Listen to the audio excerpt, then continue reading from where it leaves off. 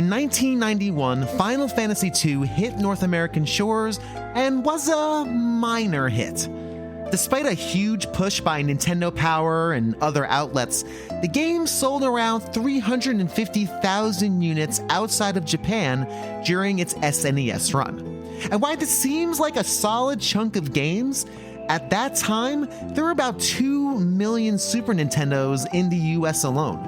That means if your 6th grade class had 25 kids in it, about 5 of them were playing Final Fantasy II. Non-Japanese gamers still weren't sold on this whole turn-based role-playing game thing, especially when there was Sonic and Street Fighter II to play. But 350,000 units isn't an epic fail either.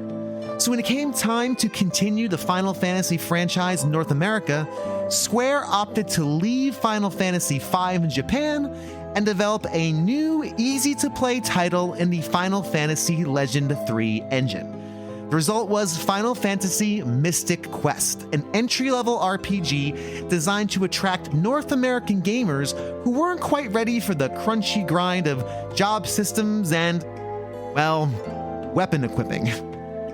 The result was mixed. Mystic Quest sold around 400,000 units in North America. Gaming reviewers of the day claimed it was Final Fantasy for babies, and it largely went ignored in popular culture. But what of the people who played it, both of its day and now? Did Final Fantasy Mystic Quest do its part in bringing more North American gamers to the RPG table, or did we have to wait until the epic Final Fantasy III before the madness truly took hold? And is it worth playing now? Time to fire up our Super Nintendo, name our character anything but Benjamin, and prepare to jump our way to victory as we begin episode 104, Final Fantasy Mystic Quest, the Entry-Level Adventure. Du entdeckst fremde Welten voller Geheimnisse, voller Abenteuer, voller Gefahren. Kämpfe gegen Magie und Zauber in Mystic Quest Legend, dem spannendsten Fantasy-Rollenspiel für das Super Nintendo. Tauch ein in die Welt deiner Fantasie. Mystic Quest Legend mit einem kompletten 76-seitigen Player's Guide. Mystic Quest Legend. Throughout this episode, you'll likely hear me say a number of times, maybe I'll have a Mystic Quest show. See, most of the schedule for this podcast is determined by the interviews themselves. So if nobody wants to talk about a game, I generally won't do it. I try not to force games into the schedule if there's just not enough conversation for it. There's time for that. And that's exactly where I was on Mystic Quest until talking to the great Julian Titus of the Stage Select podcast. Join us as we set the table for this combo conversation of positive vibes and less than rosy perspectives. Tonight, what I'd like to talk a bit about is a game I wasn't going to cover initially. It's one of those kind of, if I get enough stuff, I will, but it turns out I might have enough for an episode, and I find it interesting, which is Final Fantasy Mystic Quest. So have you played that at all at any point? Yes. Yeah? Okay. A couple times, actually, all the way through. Okay. What was your experience with it? What was your first foray into that? So this was, this set up a thing that has haunted me to this day.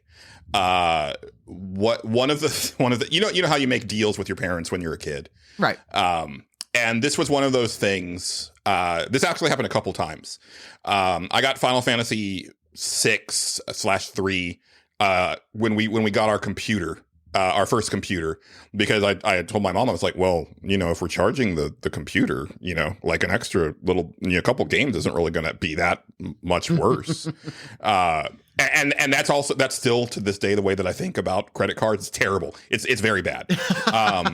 So, I'll get into debt and it's like, well, I can buy this. I can buy this PlayStation 2 VR because it's not that much worse than what I'm already into.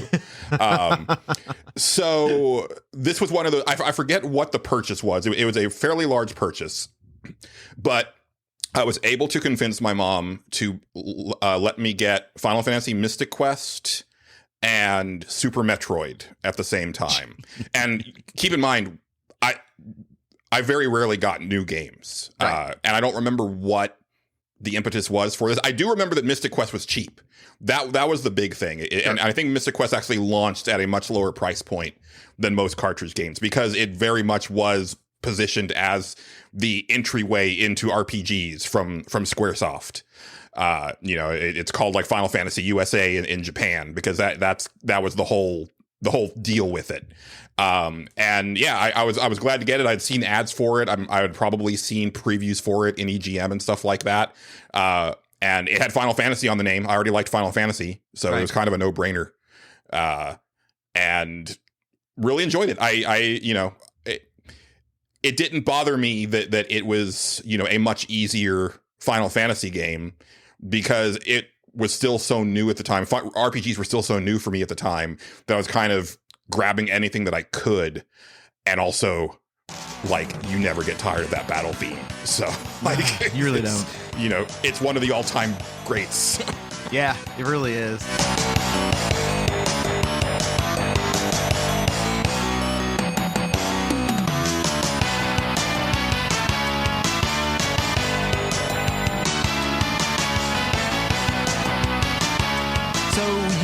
Experienced Final Fantasy at this point. So you'd already played 4, I'm assuming, because this is around the time of Super Metroid. Super Metroid was 94, I want to say. Yes. So this was a couple of years after, because I believe Mystic Quest came out in 92 in North America. So yeah, it was a couple of years old at this point. It released at $40. What was your kind of take on it, and what's your feeling on it now as a game? Because people loathe this game, and I played it just recently for this show. I figured it's a little snack. It's an easy little game. And I have my thoughts, but I'd love to hear what you think about it then and maybe now as you kind of think back on it. Yeah, well then, like I said, I really enjoyed it. I liked that, like one thing is that like right off the bat, I changed the way that hit points were displayed because it would do like a life bar thing. Oh, I can't. Like, that was nightmarish. Forget it. Right. Yeah. Yeah. And so I was like, well, I've played enough of these games. I like the numbers. So that was like the big option change that I did. But no, I liked the way that it had like kind of like a Zelda-ness to the overworld where you actually had like items and abilities that would allow you to get to different areas and find treasure and other secrets and stuff like that. If memory serves, like you have kind of a rotating cast, like you have your main character and then you have like party members that kind of come and go. Yep. A la Final Fantasy 2. Yep. So that was neat. One thing that I really loved in Mystic Quest that I wish that they would do to this day is that the enemies had like battle damage. I love it. That I thought was one of the coolest neat elements. Very, very Especially cool. on Very the boss fun. fights. Yep. Yes. Very fun. And it really adds a lot of progression. And if the enemy's curing itself, it'll move back up. It'll regenerate some of its stuff. That's a really clever thing. And I'm surprised they never revisited in any Final Fantasy game that I know of. Have you had that even RPGs in general? Like I can't think of a game that does that. And I think it would be easier now with like polygonal models because you can just deform them and stuff like that. Like this, but these were like sprites, so they're making like completely new, art pieces for like each of these phases of the damage. Yeah, which takes up memory and all the rest of it. Yeah, exactly. Yeah, I played it, beat it, enjoyed it, and then I remembered like firing it back up again because, it's one of the games that I owned. So that, like, what else am I going to do? Sure. And I was like, okay, I'm going to beat every enemy that I see because in this game, you actually see the enemies on the overworld. And once you beat them, they're done. Right. I think if you respawn, if you reload into an area, they'll come back. But my goal was like every new area, I would just like take out every enemy like in there before I would like move on to the boss and finish off the area. Right. So that was kind of like my like 100% completion run of Mystic Quest, like when I was still a teenager. I have not revisited it as an adult. I did pick up a used copy, like, probably not relatively not that long ago, probably like 6 or 7 years ago, when I started like getting into like the collecting thing. Cause I was like, oh right, Mystic Quest. That's a thing that I need to have. But I haven't really fired it up other than to just test it out. But my memory of it is still very positive. I don't really get the hate because I think it does what it set out to do, which was be an accessible, like, first RPG for someone. Yeah. Right. And I think as a first RPG, it's really solid. And it wasn't my first RPG, and I still enjoyed it, at my, edgiest when, it would have been very easy for me to be like, oh, this is a Final Fantasy for babies. It's like, no, I never felt that. Like I thoroughly enjoyed it. It's interesting. I played it again I started it maybe a month ago. I got through it within, a couple weeks of playing it on a regular basis. It's what I find interesting about it is it's definitely designed to, I try to put myself in the situation or the mindset of, if I had never played an RPG and this was my first, would this get me into RPGs? And I really gave it some thought. And after playing, I'm like, I think it might have. Or at the very least would have enticed me to, it's just enough there to entice me to rent Final Fantasy 2 or rent Final Fantasy 3. I tried this one and it makes no attempt to deceive you. On the box, it says entry-level role-playing adventure. Yes. It says it right there. And there's a free strategy guide offer, battery backup saves up to 3 games, which wasn't a thing if I remember at that point. Even with like Final Fantasy 2, I don't think you had separate saves in the original Final Fantasy 2. You did? Okay, so that was... I think you had 3 or 4, but yeah. Okay. I know you didn't 6. That was like the power of the Super Nintendo, right? Like that, that was like one of the big selling points. That's a good point. You're right. You could have multiple saves, but they make they tell you, right, this is an entry level role playing game. And I think if that was my first, it might have done the trick. And I can imagine it doing the trick for a lot of people of that era.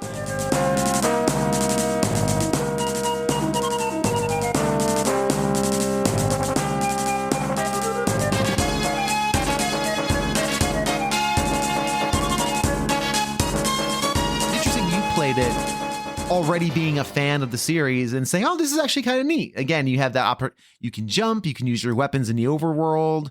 I really like the fact you can switch weapons on the fly mid-battle. I think that's really neat, and it allows for a lot of trial and error. So if you're learning, you're like, oh, this didn't do well. This axe didn't do well against this shrub. Let me try the sword. Oh, okay, that did better. Cool.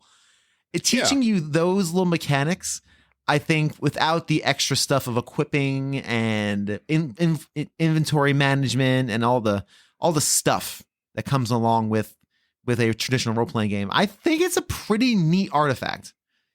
It's not. Oh, I do too, and I actually will be looking forward to when like this part of the series comes out, because I would love to hear from someone who this was like their entry level, right? Like this was the thing that got them in, because I would. I'm very curious. I've always been curious, actually, like how successful it actually was as far as that, right? Like, how many people rented or bought Mystic Quest and then, went on to continue to play RPGs, right?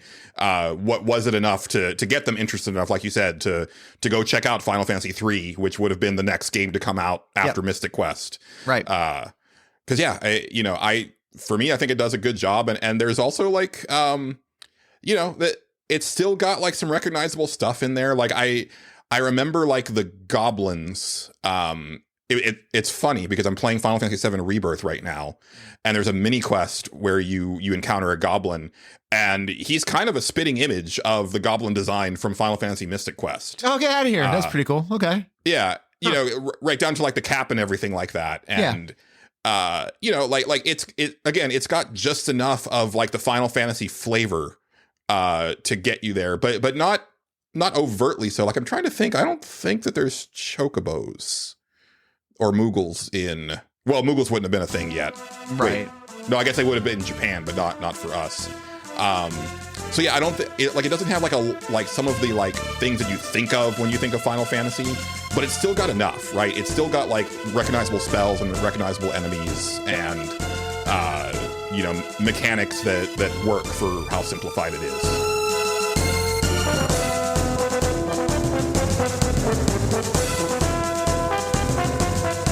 Despite popular opinion, there are people out there who actually like, nay, love Final Fantasy Mystic Quest.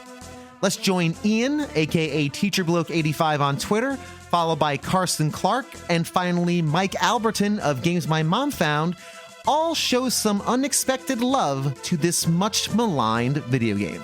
Very quickly, with our last few minutes, you mentioned you've played through Mystic Quest. Yes. Which is a divisive Final Fantasy game. It was the... So I'd love to hear a bit of your experience with Final Fantasy Mystic Quest. When you said that sounds like you played it before 7. Yeah, I played that when I was about 9 or 10 years old, possibly even before, possibly about 8 or 9. Definitely the first turn-based game I ever played, and again, I kind of saw it as something new, something different, something novel. I didn't know it was going to turn out to be a huge, important thing, but yeah, I enjoyed it. I thought it was, neat enough. There was nothing too taxing there for, the age I was at the time. And some of those bosses with the multiple phases and how the sprite changes and gets more and more worn down throughout the battle, I thought that was quite neat. Cool. I will say the only reason I bought it was because I had already got and enjoyed Mystic Quest on the Game Boy, which, of course, over there, Final Fantasy Adventure. Right. And that's Secret of Mana, the original one, isn't it? So, that's a weird little connection from Final Fantasy into Secret of Mana. That's possibly where I get my love for that game from as well. That's interesting because it sounds like your connection to Final Fantasy started kind of where Square wanted it to, because those games were released as very basic, straightforward, simple games to get Western audiences into RPGs. It sounds like it worked. It got you. Yeah. It got you in. And I'll still say to this day, Square Enix seem to be trying to reinvent the wheel with the combat systems they're creating, the more action-based combat systems. I don't know why they're trying to reinvent it so much. They already perfected it with Secret of Mana. Yeah, that's a very good point. You swing your sword and then the counter just runs up to 100%. Then you can take another strong hit. It was perfect. Yeah, you're right. That's exactly right, for sure. Should people give Mystic Quest a go? Absolutely. It's something totally different. It's a cozy game, I think. It's comfortable, and there's nothing really, really taxing about it. You don't have to worry too much about level grinding because, you got these extra battles, but there's only 15 of them per area or 10 per area. And, once you've done that, you're leveled up enough. So, because that's something that I struggled to get my head around back in those days. I remember having a game on the Super Nintendo called Lagoon, and it was more of an action RPG, but I didn't realise there was a levelling up system. And getting stuck on the first boss thinking, why is this thing one-shotting me? Until someone pointed out, oh, what's this level thing? Oh, I have to go out there and grind. Okay. And that was my introduction to level grinding, was Lagoon. Wow. Lagoon, that's so funny. Because Mystic Quest just kind of eased you along. Okay. Yeah, absolutely. Which is nice, because that's what gamers really want now. Like, nobody really enjoys grinding and just plugging away at the same enemies over and over again. That's a big thing we want in RPGs, is to kind of feel that natural sense of progression. Yeah. So we don't have to go through and, Although, to be fair, I am playing Trinity Trigger at the moment, and for about an hour or two last night, I was just sat there level grinding. I'd got the thing on mute, so I could listen to some music, and it's just comfortable. It's cozy.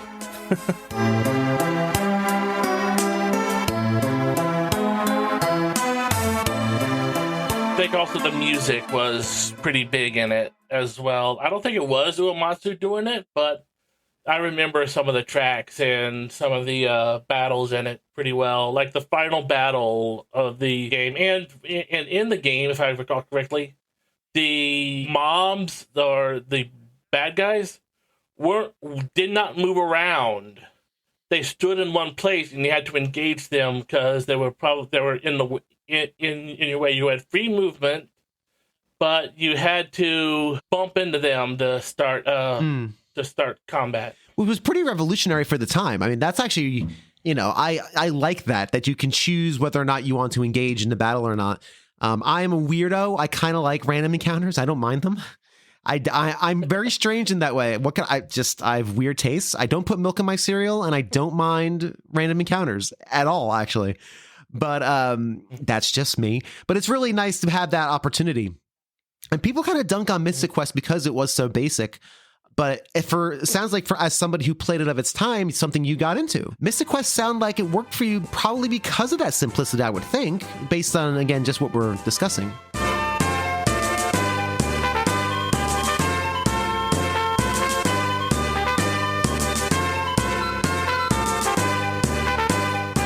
So, Mr. Mike, we are here again to talk a bit about Final Fantasy, a topic that I have done nothing but talk about, I feel like, for the last 3 months, but here we are. But it's great. And it's great because Final Fantasy is by and large great.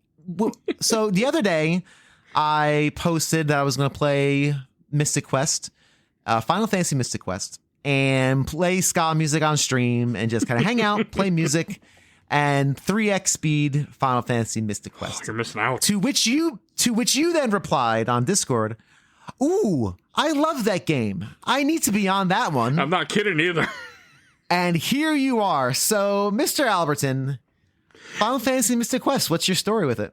So a lot of people hate this game. They call it baby's first RPG. They call it like a kiddie game. And I disagree with all of those statements. Yes, it is an easy RPG, but it is a very unique game. When I was a kid, I thought it was like the first Final Fantasy because all I knew with Mystic Quest, Final Fantasy for NES, Final Fantasy 2/4, and 3/6. So to me, this was like one of the first ones. I didn't know the history of it being, made easier for dumb American audiences. But, and again, it was also one of those situations where we rented it from Blockbuster, and that's how I found it, and that's how I first played it. Like a lot of, and that's... Okay, games. so it was a Blockbuster exclusive. We got it, or not exclusive, but it was a Blockbuster game. Yes. Okay, and you like this game. I still love it. So when I was a kid, it was one of the games that me and my dad would play together a lot because I was very bad at video games. Like I couldn't play Super Mario World. I couldn't play Donkey Country. I mean, I did, but not well. But an RPG was something I could play. And for what we used to do is I would walk around on the overworld and on the screen, and then he would do the battle. So I'd pass the controller to him. Why? I don't know. Looking back, because I was old enough to read. Like I knew how to read, but that's how we played. And like Mystic Quest is one of those games where one thing it does that I think is so special is it shows the enemies deteriorating as you hurt them. All enemies will have usually about 1-2 phases: fully healed and mid health, almost dead. But when you fight mini bosses and bosses, they go like through maybe 4 or 5 different phases. I haven't played this game in over a year, but from what I remember, maybe 2 years. And to me, that grabbed me as a kid. And when I played this game 2 years ago, or 1 to 2 years ago for games my mom found, it still grabbed me. It is still so fucking cool. It's interesting you say that. There are some neat things about this game. I played it for the first time again on stream. I played it at 3x speed. Your character walks very slowly. Yes. The dungeons in this game are sprawling and make very little sense, which is fine because, and we'll talk about some of the gameplay elements. I think this is a decent adventure. I find this game very boring, though. A lot of people do.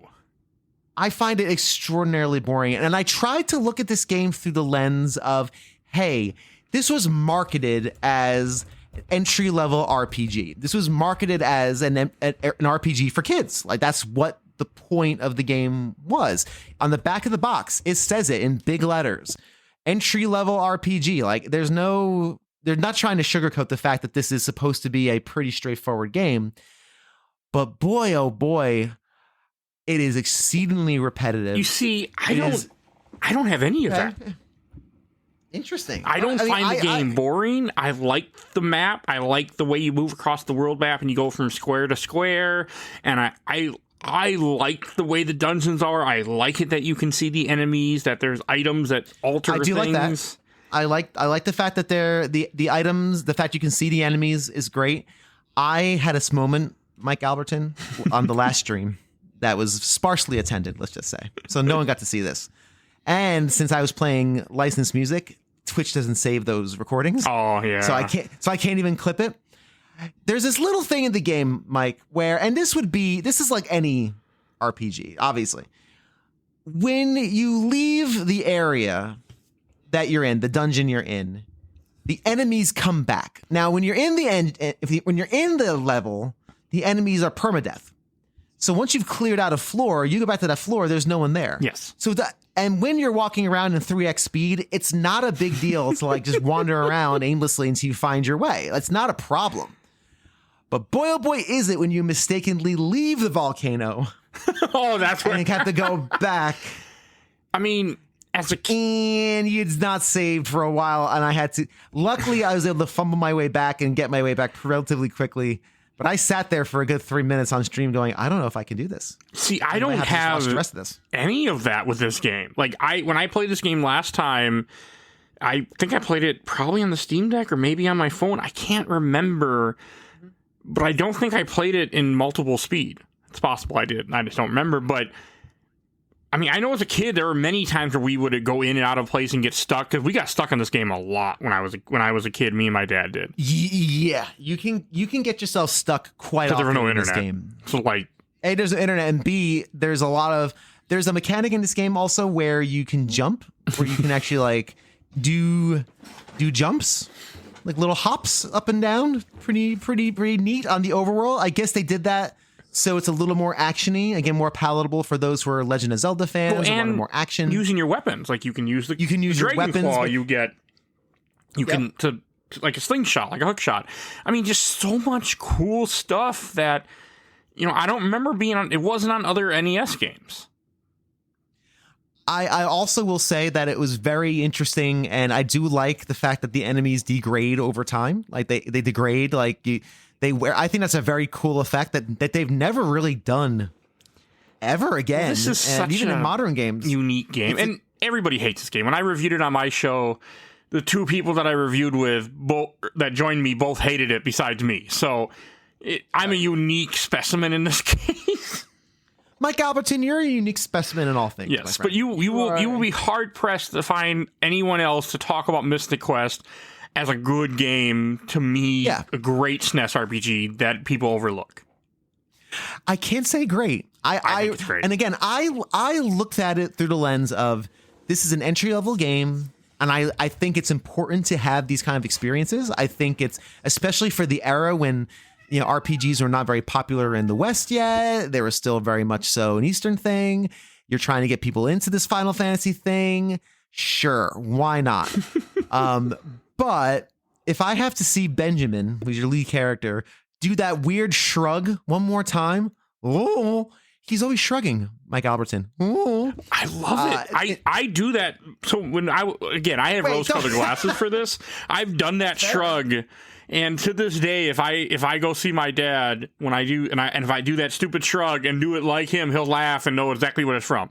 And we haven't played this game together in 20-some years. So I mean, that's very sweet. Very sweet. It is rose-colored glasses. Like, one reason I love this game because I was there when it was made, type of thing. Like, you know, it was something that was part of my childhood. But even like when I reviewed it for the show and I replayed it, I still find charm in it. Yes, it's slow. Yes, it's easy, but sometimes just having a game on and just playing through the experience, to me, can work.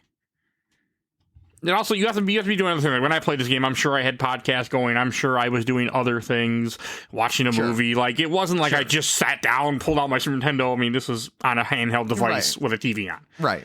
And you know, you're playing ska music, which Twitch went, no, you didn't say the magic word. No. And it let me play it. It just wouldn't say it doesn't save the audio on the VOD. But there was no big guy that came on the screen shaking his finger at you when you do it. No. Didn't say the magic word. When I had a tech job, well, it wasn't a tech job, but I was a tech guy, and I said that to somebody when they needed me to help them with their computer, and they looked at me like I was an asshole. I'm like, how do you not get the reference? How do you not get? So I did that to someone. I said, you didn't say the magic word. No. And they're just like, what? And I'm like, Jurassic Park, you come on. But yes. Shameful.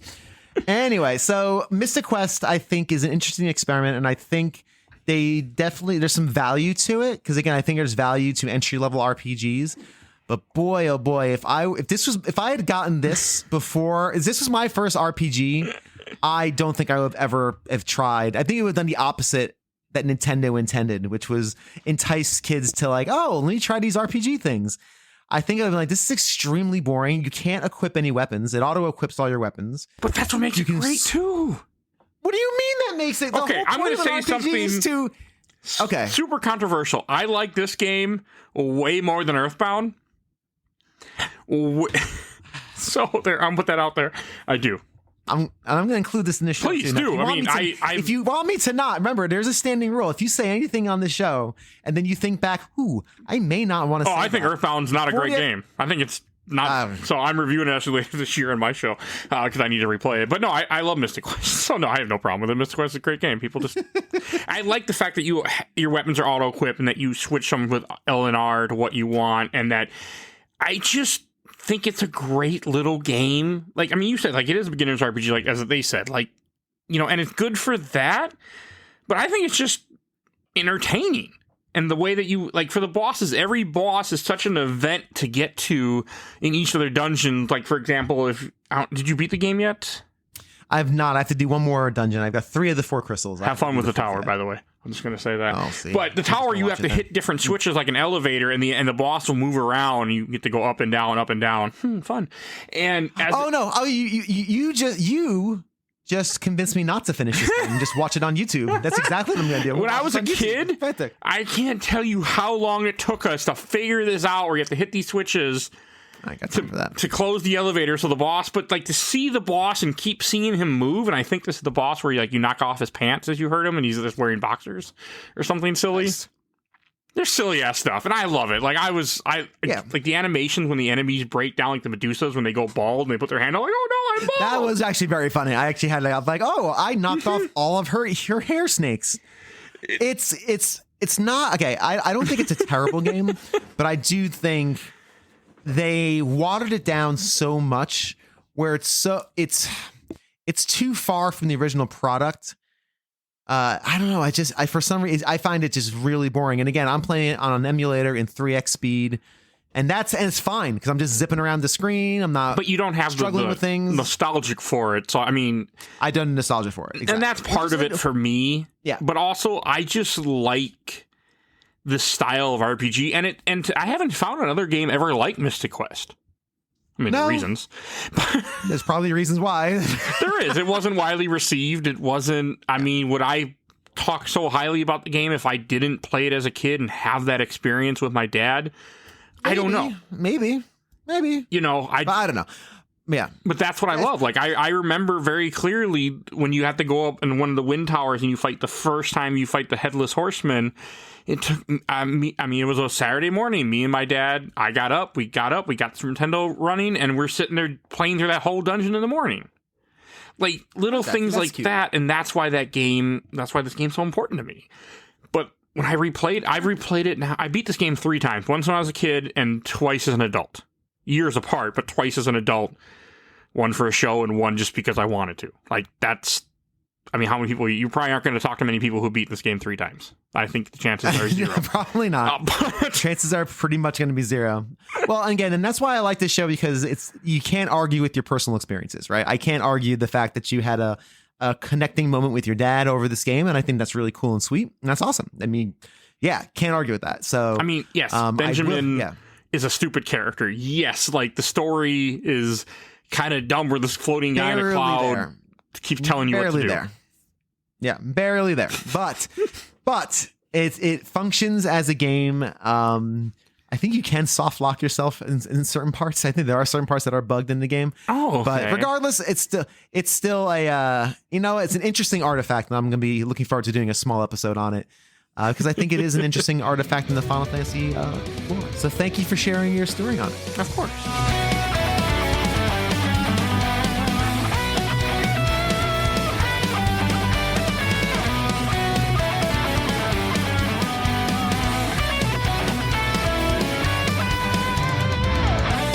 Time to thank my wonderful patrons and DJ Horn. Big news.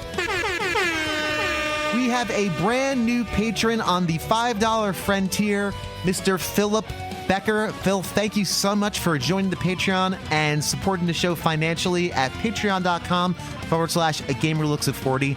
He joins legends and luminaries like Terry Kinnair, Greg Sewart of the Player One podcast and Generation 16 series of videos, Games with Coffee, The Let's Play Princess, BT Goebbels, Tim Knowles, formerly of The Leadist, Julian of the Stage Select podcast, Seth Sergel of the All End podcast, and the one and only editor incredulaire, Pete Harney. If you'd like to join these amazing people, go to that aforementioned Patreon page, check out the tiers, and sign up today.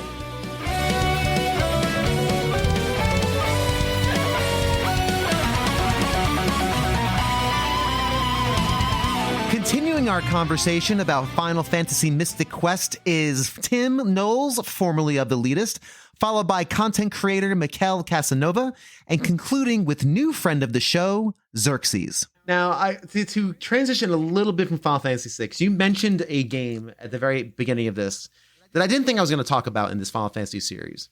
It turns out I am, because people keep bringing it up, and that is Final Fantasy Mystic Quest. Yay! Now, here's my thing. I never played Mystic Quest. Mm-hmm. I recently, just now, I'm not quite done with it. I've been doing it on stream. I've been streaming Mystic Quest and playing ska music. I've been that's been like my streams for the last couple times I've streamed. I've been playing deep cut ska music and playing Mystic Quest on 3x speed on emulator. Okay. All and right. No one shows up, and it's fine, but I'm jamming and having a great old time. So what's your take on Mystic Quest? It sounds like this is a game that really connected with you. It got you. It did what it was supposed to do. First of all, I have to comment that, while the ska thing is very cool, as a kid that grew up as a metalhead, Final Fantasy Mystic Quest was a beautiful soundtrack. Like that, the battle music, really the boss music, the Dark Kings boss music at the end of the game are all phenomenal. I actually grew up near a guy who was really into retro games, and he would do metal mixes on his guitar, and he did the entirety of did a couple of the themes from Final Fantasy Mystic Quest and included it up, and they're just great metal songs. I mean, they're all in early Super Nintendo sound quality and everything, but yeah. Mystic Quest, something about it. It was, first of all, it was very approachable. It's super linear, and I'll be honest with you, one of the things that stands out to me that I love so much about the game is the names of the characters. I always liked Phoebe and Tristram and Ruben. They're great names. They're just really great, memorable names. Those are the names your cool friends name their kids. Exactly. And you go, Dad, man, how come I can't be that cool and name my kid Tristan? Like, that's an awesome name for a kid. Exactly. Yeah, that's actually really funny. Oh man, just doing the battlegrounds, the collapsing of the sprites as you whittle down their health is such a very cool idea. Very cool idea. Mm-hmm.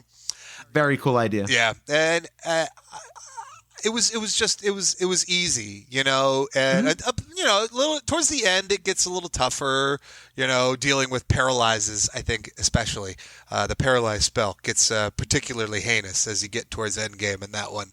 But just doing those little 10 battlegrounds and seeing all the cool sprites that they've created for the game, and I love that perspective. I wish there were more games from back then that had that, like your character's backs facing the enemy. I thought that was really neat. It was neat. It reminded me a lot of like Phantasy Star. Like it has that kind of vibe where, again, it doesn't feel as Final Fantasy as Final Fantasy is. Obviously, again, we all know the backstory of it. But I don't know if it would have. It's an interesting game. I think it's an interesting artifact, and I think it's indicative of how much Square didn't trust the success of RPGs in the West.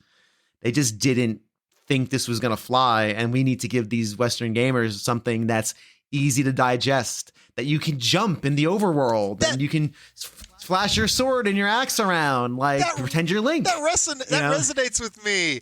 The sound effect of the sword opening like a door, that shing perket noise was was my notification tone on my phone for quite a while. I love that. Yeah, that's so good. And the sound, as of like the axe, for example, as you upgraded it to like the second level, the third level gets deeper. It gets more. Yep. Yeah, and then even as a little kid, you think to yourself, I bet axes would be more effective against trees, and you're absolutely right. You're rewarded for assuming that, So there's a lot of wins within that relatively simple game that especially just especially made it approachable for me. I also love in Mystic Quest the ability to change your weapon midstream. So it allows you to really try things out. Like you just said, hey, I did a claw and it was not that effective. Let me try my sword. Oh, okay, that was more effective.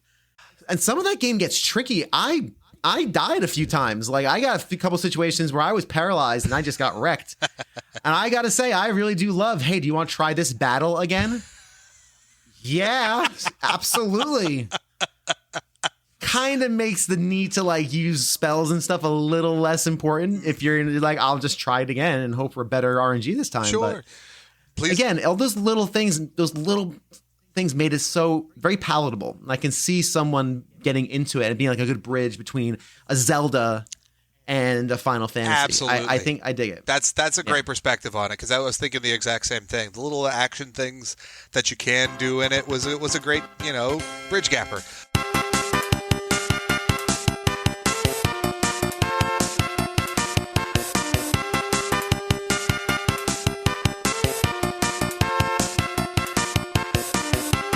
So anyway, we were very quickly discussing the masterpiece that is the modern masterpiece that is Mystic Quest. So you're about to tell a story about your experiences with Final Fantasy and Mystic Quest. I'm dying to hear this. Okay, so let's step into DeLorean. We'll go back to mid-90s. So the Blockbuster, or it could have been Hollywood Video. I don't know which one it was. But every week I got to rent one game. And this is back when rentals were like 3 days before you got the 5-day rental. Mm-hmm. So I rented Mystic Quest because I needed more Final Fantasy. I was obsessed with it. It was the bar for great storytelling in the video game. And so when I got that, I looked at the box art. I thought it looked really cool. And I was like, okay, cool. This is going to be great. I looked at the back of it. I'm like, oh, okay, this looks cool. Turn-based, all this other stuff. And then I think I was under 10 years old. I had to have been. And I played it. And I remember thinking to myself, damn, this is insulting my intelligence. And I'm not even 10. I'm just like, I'm like, wait, where's the controller? I need a controller so I can recreate this. Wait, here we go. Here's a Switch controller. I'm over here like, that's it? Just that? I know you guys probably can't see it, but I'm just like, what? Hitting the A button. He's hitting the A button like just over and over. Like, this is all I'm doing, huh? I just hit this one button. Really? That's so funny. Oh, that's really funny. You were the target audience for that game. Yeah. And it insulted you as the target audience. That's basically what you're saying. You're saying it insulted you, the target audience, 10-year-olds, 9 and 10-year-olds who were used to playing Mario. That is wild. That is so funny. There's nothing to it. But as an artifact, as an idea, and as like an entry level, again, baby's first step into an RPG, I think it's respectable. And I think it does a couple of neat things. I'm playing it right now. I'm playing it on stream when the rare chance I get to stream. And because I can mindlessly just hit the A button and talk to people. I literally, the next time I stream, I'm going to be playing like music in the background, like, and just hitting the A button because just to get through it and just talking. Because there's me sitting there hitting the A button is not going to be terribly interesting. It's not a good streaming. I figured that out the hard way. But anyway, there's nothing to it, but I kind of respect it because it tells you on the box, there's nothing to this. Like it says, designed for entry level players. Like it says it. And it's not trying to lie to you. And it's not trying to say this is Final Fantasy 2 for SNES Final Fantasy 2. This is Mystic Quest. And it's just there. Yeah.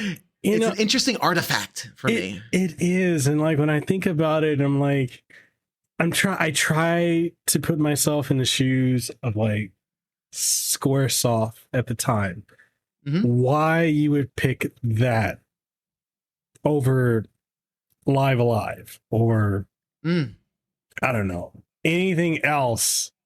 Yeah. Like, could we have gotten Bottom Up Lagoon, which is, like something other than that? I get it because at the time RPGs weren't really big. They didn't really become mainstream until technically 7 with the PlayStation 1.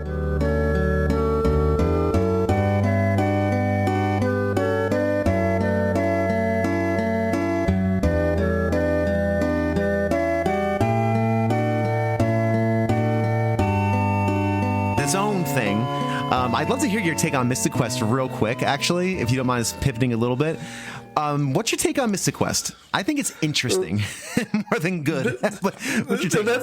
That is definitely a guilty pleasure of mine. Okay, cool. But like for me, it's like, well, I have it. Like I have it collecting dust and like the like the cartridge and everything. When I play it, I always got to play it on an emulator with the ability to just fast forward. That is like with frame advanced. Yep.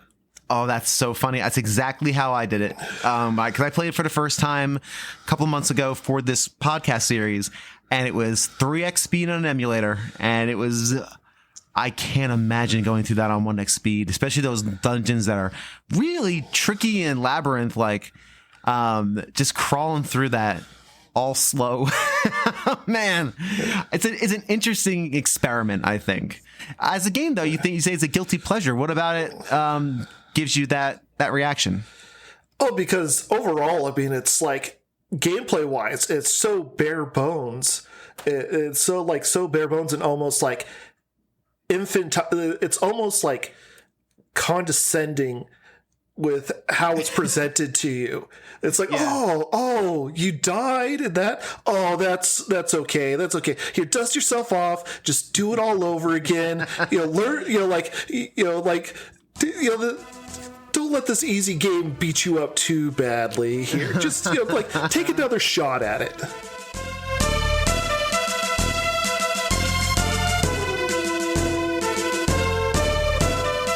And finally, taking the role of the mixed reactionaries is gaming writer J.R. Sommerfeldt, and finally Greg Sewart of the Player One podcast and Generation 16 series of videos. I have to admit this. I really do have to admit this. There is a game that saved my love for RPGs, and you will never, ever believe what it was.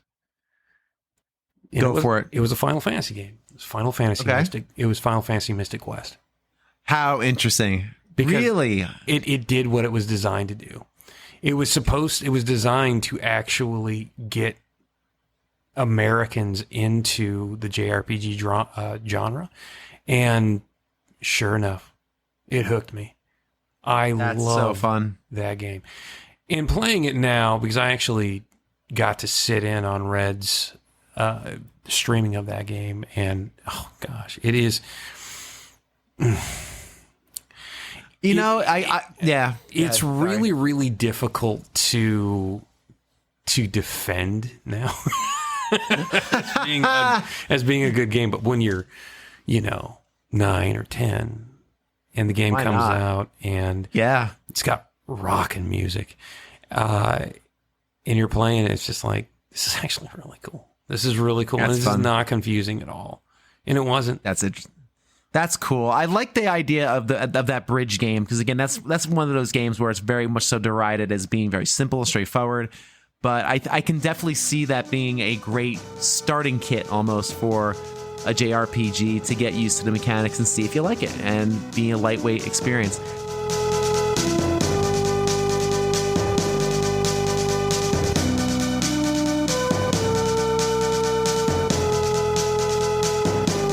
But I want to really play Mystic Quest. That's a game, another game people have said is misunderstood. You get that a lot. What is your take on it? I've never played it, so I can't get too deep into it. I might do like a small mini-sode on it maybe if I get enough, but yeah, I don't know that it's misunderstood. Well, I guess you could say it's misunderstood. I have not played that game since it came out. But I mean, they were pretty clear about what that game was when it was first released. I mean, it was, I don't know if it said so on the box, but I remember sort of all the press about that game where it's like, this is your little brother's Final Fantasy, for lack of a better term. I played it because I played anything that had the words Final Fantasy on it. I didn't dislike it, but it was, it was a kiddie ride. Sure. And it, I think if anything, I felt probably it was a little disappointing from the standpoint of, with Final Fantasy IV, you had this big bombastic epic story, this huge world, You know, it again, in hindsight, it looks like an early Super Nintendo game, but they still were trying to do interesting things with like the lighting, and the music was gorgeous, and you had as many special effects as they could I felt like they could cram in, not really knowing how the system worked, and it being such new hardware. Mystic Quest felt like a step back from an audiovisual standpoint, which I think was the disappointing bit. It was almost like, you know, they were clear about the fact that this is your little brother's Final Fantasy. We're not putting too much effort into this. This isn't like a game that we're spending years creating. Right. But you could see it on the screen, which I think is probably the only real disappointing part of it. You know, it's kind of like the flip side of a movie. When you see that a movie has a huge budget, sometimes it's a phrase I like to use a lot, is like, you can see it on the screen. Sure. Yeah, that makes sense. And sometimes you can't, and that's the disappointing part if it's supposed to be sort of a blockbuster special effects film or something like that. And that's, I think, where Mystic Quest lives. But I mean, you know, again, they were honest about what they were trying to accomplish with that game. They really were. I'm looking at enjoyable. I'm looking at the front of the box, and the first thing it says on the front of the box is entry-level role-playing adventure. Like, I mean, they slap it right there on the front, and on the back, the first thing it says, here's your chance to play the world's first role-playing game for the entry-level player. Yeah. Like, they weren't trying to trick anybody on this one. No. And I think, you know, that's a wonderful, and I don't know if people who play it nowadays are the ones who are disappointed about it, but I think that's a wonderful example of context is important in these old games. You know, I love now 20 years later that younger players or just new players that never tried the game before get to discover this stuff, especially from the early 90s, because my heart is with video games in the early 90s. That was when I still love this hobby, but that was, you know, probably when my passion was at its hottest. Right. And I love seeing people discover these old games that I enjoyed, but sometimes context is really important, you know, and I think Mystic Quest is a great example of that. It's like, if you've just started this as a ROM, you can't figure out where it fits in the canon of, you know, Final Fantasy releases. It doesn't look better than the previous game in the series. It doesn't play better. It doesn't sound better. It's very basic. It's very primary. And if you don't know why, because you don't have the box, or you don't have magazine articles from the day, or you don't have the instruction manual, how would you ever know? It's easy to be disappointed by it. That's fair. And I think the context is important too, because again, during this era, RPGs were still making a foothold in the West. Absolutely. As well. They were still trying to get a foothold, because the NES didn't have a ton of RPGs at all. There was not many. And then the SNES, when it first came out, of course, had Final Fantasy IV and Draken, which is, I don't know how anyone plays that game. I tried once. I had 15 minutes and I said, that's enough of this. I don't even... That guy I played through Final Fantasy IV with, he owned Draken. Eventually. Get out of here! That's funny. Oh, wow! Not with me. I wasn't having that. No. So I know. That's impressive.